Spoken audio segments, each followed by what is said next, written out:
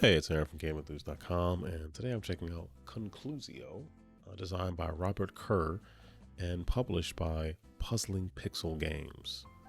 So Concluzio is a card game where you are trying to correctly guess a card that you cannot see. And I don't want to be reductive or make too many comparisons, but I kind of liken it to Hanabi without the co-op, if that makes sense. All the cards have three attributes. They have a shape, a number, and a color. The colors are green, blue, red, yellow, purple, orange, and black. All the cards are 1 through 7, and then you have an X, a filled triangle, a hollow triangle, a filled circle, a hollow square, and a full square. Let me show you how the game works. Okay, so in the setup, every player will get 5 cards. So player 1's cards, player 2, player 3, and every player would also have a card that they couldn't see. So normally a player will be sitting with their hand so they can see the 5 cards in their hand, and then there's one card they're unable to see that everybody else playing can see. So the game is interesting because it's not co-op, but you are assisting other players. So before the game really begins, every person would give the player on their left a card from their hand that has one like attribute for the card that that player can't see. So I guess it will loop around this way. So player 1 will be giving player 3 a hint. And player 3 has a 1 in a filled in triangle that they cannot see. I have really nothing here that is any similarity to what they have. So in that case, I would give them something that has, I would give them a card that has nothing to do with what they have. And I would sit that down in front of them and I would say no. No meaning that the card I just placed down has no similar attributes to the card that you're trying to guess that you cannot see. So player 2 will be giving player 1 a clue. We got a 1 here. So the square is a like object. So they would put this down and say yes. Yes, there is a similarity between the card I placed down and the card that you can't see. They also would draw back up, and then player 3 will give player 2 a hint about their card. Player 3 might take this purple 4 and say yes to let the second player know that there's one similarity between the card they put down and the card they can't see. And that's sort of how a turn goes. Let's say player 1 would start off. They would again give player 3 a card that has no similarities or some similarities. And if they give them a card that has none, they would just say no and place that. They put a card in front of the player 3 and just say no, which tells player 3 the card you're looking at has no similarities between the card that you're trying to guess. I guess I was doing that since they have a 1 here. Okay, so player 1 has a 1. It's kind of hard to see this on camera. This is a 1 though.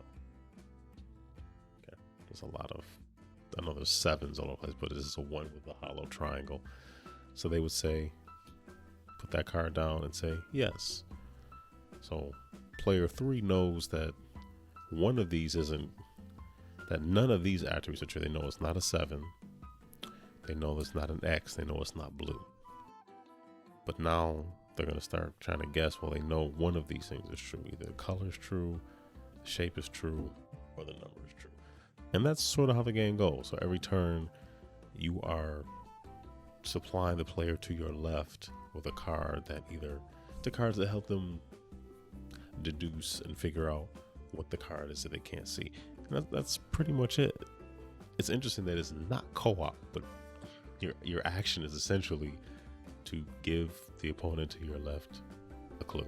But you can be jerky about it. Like depending on what you have, you could keep giving them no's, which mess with their heads. Put down 2 or 3 ones for a yes, and then throw out a no that has a 1. What's interesting about this game is that saying no in a way sort of reveals more, because you're saying there's nothing that's similar.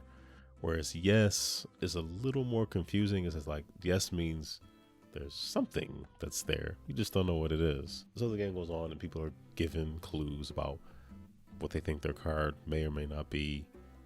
You know, they begin to to draw some patterns and figure out, okay, well, if I see all of these, if I got this many yeses, these are all ones, I'm pretty sure it's going to be a 1. I'd be pretty confident that the number is the common thread there that the player to my left is trying to tell me, like, oh, it's probably a 1. That's how the game works.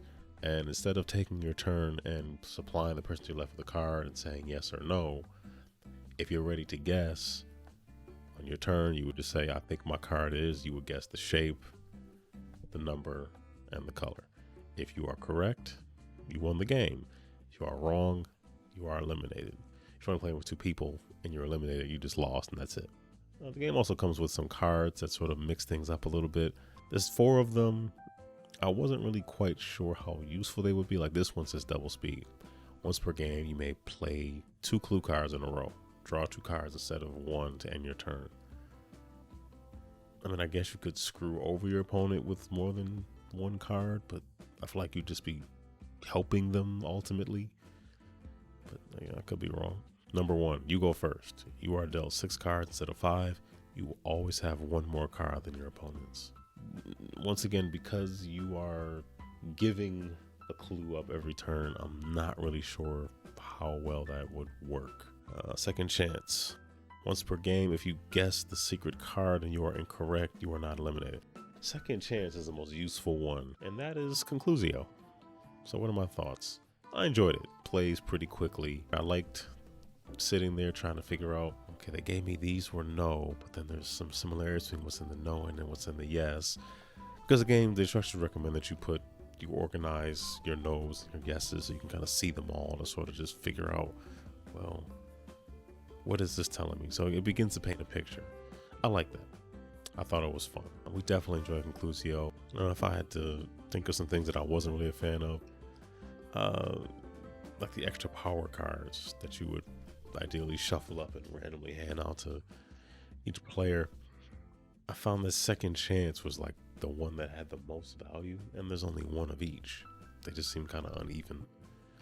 And I think what's in the base game is pretty sufficient. So, like I said, the thing is, some of the numbers don't show up as well. Like this color, I mean, you can clearly see, hey, this is a 1 in a square. You have to really kind of look to see what this is. So I feel like this color might not have been the best choice, but those are just relatively small things.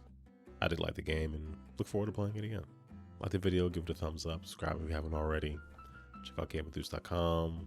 Our regular weekly-ish podcast is sort of back in full swing, so check us out there. Watch more videos, leave comments, wash your hands, wear a mask, be nice to people. Take care. Be blessed.